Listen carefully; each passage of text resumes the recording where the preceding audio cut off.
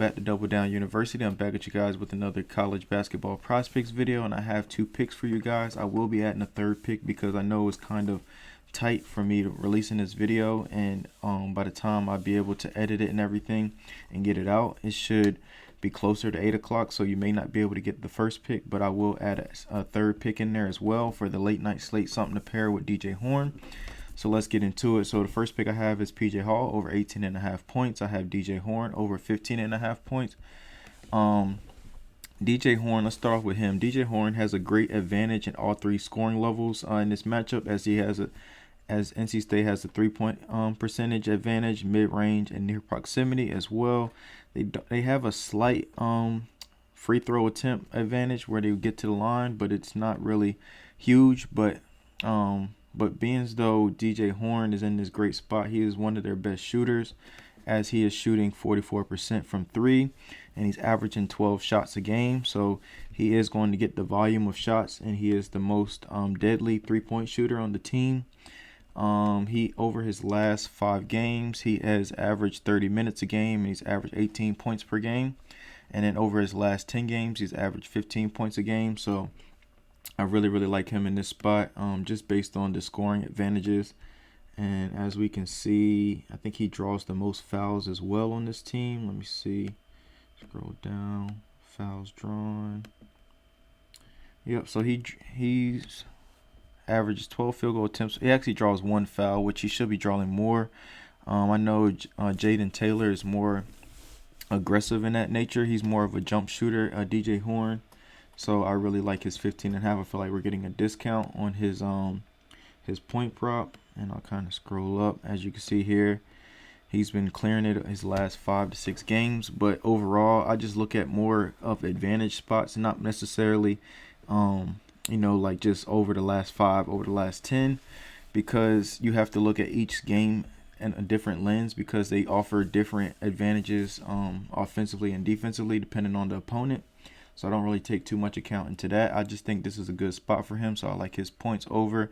And then moving on to PJ Hall, as I should say.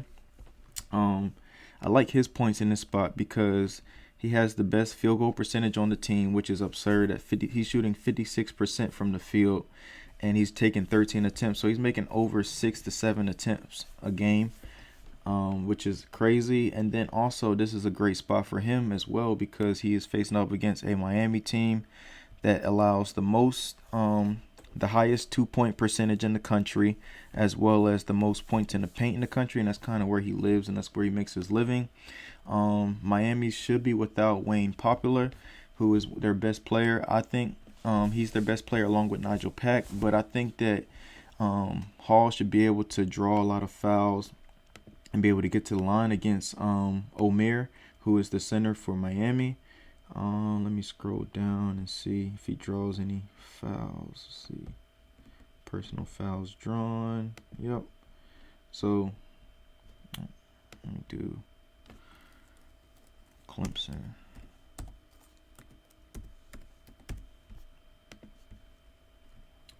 Yep, so he draws the most fouls on the team. As you can see here, he draws 4 fouls a game. So I think Omer should foul him and get into early foul trouble. The thing is about Miami is that they have a really short bench. They don't have a lot of depth behind their starters. They tend to play their starters majority of the game, unless they're in foul trouble, where they throw 1 or 2 extra guys in. But if the key to it is if he gets Omer in the early foul trouble, he should be able to have a feast. They don't have anybody that can as capable of guarding him.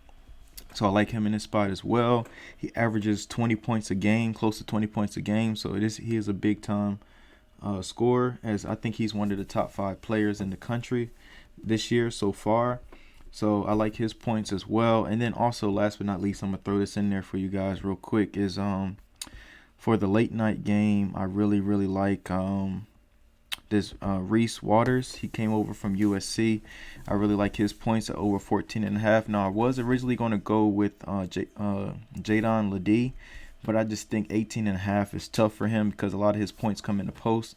Now, granted, they do have the advantages in the post. So, and I'll pull that up for you guys really quick. They pretty much have the advantage everywhere. It's kind of like the similar to the NC State situation where they have advantages all over. Let's do my tip-off time in the last game. So as you can see here, they have advantages, even free throw attempts. So he should get to the line and make free throws, as he is one of their best free throw shooters, and he's also their best three-point shooter and most consistent field goal percentage type player. Now, granted, Jadon Ledee, he is exceptional at everything and this is a prime spot for him as well. So you can hedge waters with him with his points if you feel comfortable. But I think for him to hit all of his other props as far as PRA, he has to go over on his points. So I really like Waters as well as Ledee. But Waters has recently been inserted back into the starting lineup. Let me see if I can go to him. Only thing that scares me away from this this game is that the spread is like 16.5. So I would be cautious with that. Let's see.